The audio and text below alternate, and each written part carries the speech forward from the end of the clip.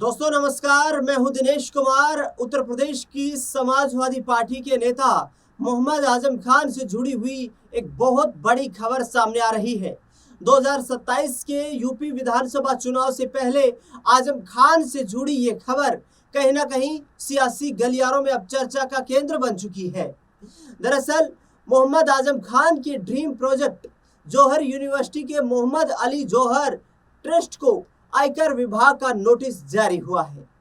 इसमें charitable trust होने के नाते जौहर ट्रस्ट को दी गई आयकर छूट को निरस्त किए जाने को लेकर जवाब मांगा गया है। आरोप है कि आजम खान ने जौहर ट्रस्ट के नाम पर सरकारी जमीन और सरकारी पैसे का दुरुपयोग किया है।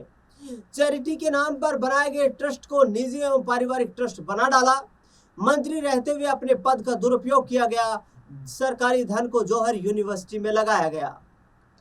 आजम खान के जौहर ट्रस्ट में गड़बड़ी की शिकायत करने वाले आकाश सक्सेना ने आयकर विभाग के नोटिस को लेकर कहा कि शिकायतें तो बहुत हैं जो पहले से ही की जा चुकी हैं, लेकिन उन्हीं शिकायतों को लेकर कई बार इनकम टैक्स की तरफ से नोटिस भी जारी हुए हैं, लेकिन इन लोगों ने कभी भी नोटिस का संज्ञान नहीं लिया, कभी किसी नोटिस का जवाब नहीं दिया गया।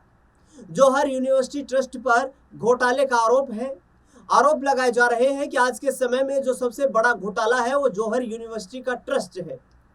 आजम खान के ट्रस्ट में एक व्यक्ति को छोड़ दें तो सारे सदस्य उनके परिवार के हैं, जैसे उनके दोनों बेटे, उनकी पत्नी तंजीम फातिमा है, उनकी बहन है और इस तरीके के कई लोग हैं जो पूरे तरीके से आजम खान के साथ हैं। यह ट्रस्ट नहीं, यह एक तरीके से परिवार है। आपने हर चीज पूरी प्लानिंग के साथ बनाई है। सरकारी पैसे का उपयोग आपने यह दिखाकर किया कि आप इस ट्रस्ट में सोशल वर्क की तरह काम करना चाहते हो, लेकिन जांच में सामने आया कि इस यूनिवर्सिटी का इस्तेमाल सिर्फ राजनीति के लिए किया गया। इस यूनिवर्सिटी में किसी तरीके का आज तक कोई सोशल वर्क या जो सरकार के नियम होते हैं उसके आधार पर काम नहीं किया गया। अब सैकड़ों एकड़ में फैली है यूनिवर्सिटी। जौहर ट्रस्ट में 560 एकड़ जमीन है।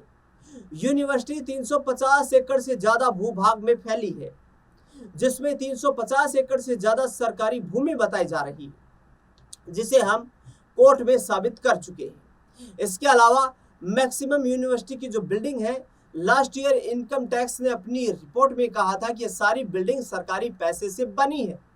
आकाश सक्सेना ने कहा अगर नोटिस जारी होता है तो उसका जवाब दिया जाना चाहिए। ये पूछे जाने पर कि इनकम टैक्स के नोटिस में मस्जिद को लेकर कोई जिक्र है क्या, इस पर आकाश सक्सेना ने कहा कि कोई भी अगर शिक्षा संस्थान होता है तो वह शिक्षा का मंदिर होता है।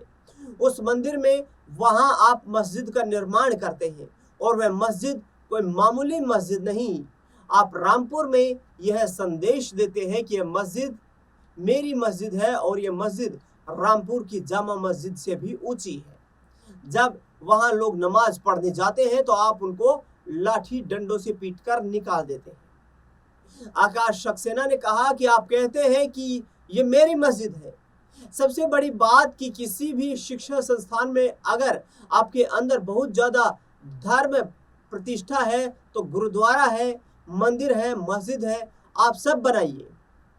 आप सरकारी पैसे से वहां पर ये सब चीजें बनाकर किस तरीके का संदेश देना चाहते हैं, मुझे लगता है कि ये गलत है। आकाश सक्सेना ने तमाम ये आरोप लगाए हैं और उन्होंने ये भी कहा कि इससे पहले भी जारी हो चुका है नोटिस। मिली जानकारी के अनुसार इससे पहले भी सितंबर 2025 में कारण बताओ नोटिस जारी हो चुका है। ट्रस्ट की ओर से 28 मार्च 2026 को और 9 जून 2026 को जवाब दाखिल किए गए थे। व्यक्तिगत सुनवाई भी हुई थी। रिपोर्ट्स के अनुसार इनकम टैक्स विभाग ने अब ट्रस्ट से संबंधित विभिन्न सरकारी विभागों और प्राधिकरणों से प्राप्त सूचनाओं और चल रही जांच के आधार पर आगे की कार्रवाई शुरू कर दी है। अंतिम निर्णय विभाग द्वारा ट्रस्ट के जवाब और उपलब्ध साक्ष्यों के आधार पर लिया जाएगा। अब आपको बताते हैं कि आखिरकार जौहर यूनिवर्सिटी ट्रस्ट को लेकर के जो नोटिस थमाया गया है, उस नोटिस में आखिरकार क्या है। आयकर विभाग प्रधान मुख्य आयुक्त आयकर केंद्रीय लखनऊ के ऑफिस से 17 जून को मौलाना मोहम्मद जौहर अली ट्रस्ट को जारी इस नोटिस में कहा गया कि वित्तीय वर्ष 2020-21, 2021-22, 2022-23 और 2023-24 से संबंधित मामलों के मूल्यांकन की कार्यवाही चल रही है। 13 सितंबर 2023 को आयकर विभाग द्वारा की गई सर्च के बाद ये मामला जांच के लिए चुना गया था। नोटिस के अनुसार उप आयुक्त आयकर केंद्रीय सर्कल 1 लखनऊ ने ट्रस्ट के आयकर पंजीकरण को वापस लेने की सिफारिश की है। ट्रस्ट को साल 2005 में पंजीकरण मिला था, जिसके बाद नवीनीकृत किया गया, यानी कि रिन्यूअल किया गया, और बाद में लगातार ये ट्रस्ट जो है, जब से समाजवादी पार्टी सरकार चली गई है उसके बाद विवाद का केंद्र बन गया है। बीजेपी के नेता आकाश सक्सेना रामपुर में इस जौहर ट्रस्ट को लेकर के लगातार सवाल खड़े करते रहे हैं। उन्हीं की शिकायत पर आजम खान के खिलाफ एमपी एमएलए कोर्ट ने ये आदेश भी सुनाया कि उन्होंने अपने बेटे अब्दुल्ला आजम के डेट ऑफ बर्थ में गड़बड़ियां की है, और इसी के साथ साथ 2 पासपोर्ट का मामला भी सामने आया है, 2 आधार कार्ड का मामला भी सामने आया है, 2 जन्म प्रमाण पत्र का मामला भी सामने आया, और जिसके बाद आजम खान जेल में बंद है, सीतापुर की जेल में वो सजा काट रहे हैं। आजम खान को साल 2025 में जमानत मिली थी, लेकिन उसके तुरंत बाद चंद महीनों के बाद ही जिस तरीके से जो फैसला सामने आया, उस फैसले में एक बार फिर से आजम खान को जेल की सलाखों के पीछे जाना पड़ा। अब देखना बेहद दिलचस्प रहेगा कि ये जो ट्रस्ट है, ये जो जौहर मोहम्मद अली जौहर ट्रस्ट है, इस पर जो विवाद है और इनकम टैक्स का जो नोटिस मिला है, आरोप ये लगाया जा रहा है कि इस ट्रस्ट के पास 560 एकड़ जमीन है, जिसमें से 350 एकड़ से ज्यादा जमीन तो सरकारी जमीन है।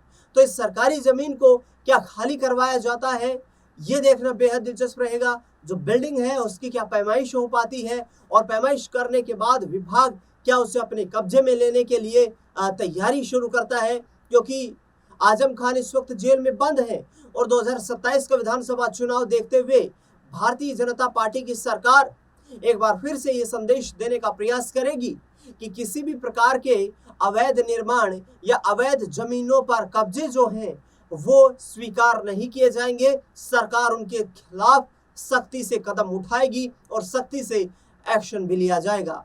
बता दें आपको कि आजम खान लगभग पिछले 10 सालों से ही, जब से भाजपा की सरकार आई है तब से कई मुसीबतों में फंसे हुए हैं। यहाँ तक कि उनके बेटे जो स्वार विधानसभा सीट से विधायक चुने गए थे, अब्दुल्ला आजम, उनकी सदस्यता तक चली गई थी और उन्हें जेल की सलाखों के पीछे जाना पड़ा।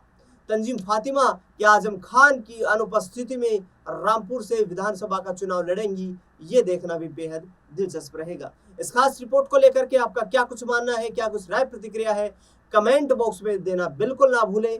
देश दुनिया से जुड़ी हुई बड़ी खबरों के लिए लगातार बने रहे हमारे साथ। धन्यवाद।